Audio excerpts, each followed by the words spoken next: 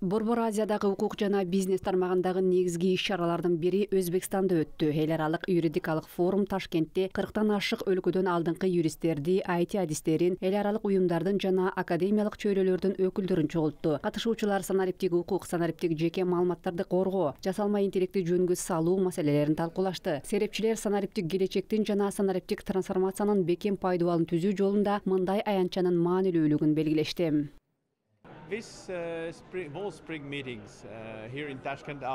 Tashkent Love Spring форумунун алкагындагы жолугушуу биз үчүн чоң мааниге ээ. Анткени бул дүйнө жүзүндөгү юристтер менен нотариустардын тажрыйба алмашуусу үчүн эң сонун мүмкүнчүлүк. Санарип технологиялар биз күн сайын колдонгон куралдар. Укуктук чөйрөдө алар жараяндардын так көзөмөлүн жана иреттүүлүгүн камсыз кылат. Өзбекстан биздин биримдиктин мүчөсү болуп саналат.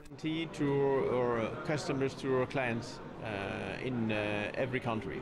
I believe that with AI as a co-pilot, courts Санариптештирүү жобонун бардык чөйрөлөрүн камтып, каталарды азайтууга жана адам факторун минималдаштырууга жардам берип жатканын көрүп жатабыз. Бирок бул нерсе адам толугу менен аларга таянып эмес. Бул технологияларды башкаруу керек экенин түшүнүү маанилүү. Алар жөн гана курал.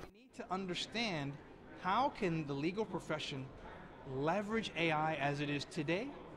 And what that will look like in the future.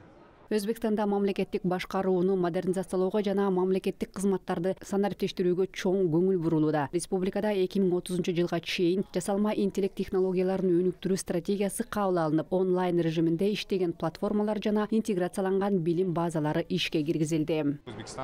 Өзбекстан азыр укуктук жөнгө салуу чөйрөсүнө, ошондой эле мамлекеттик кызматтарды көрсөтүүгө маалыматтык коммуникациялык технологияларды киргизип жатат. Атап айтканда, 2023 жылы интеллектуалдык менчик объектилерин, ошондой эле укук коргоо системасы санариптештирүүгө өттү.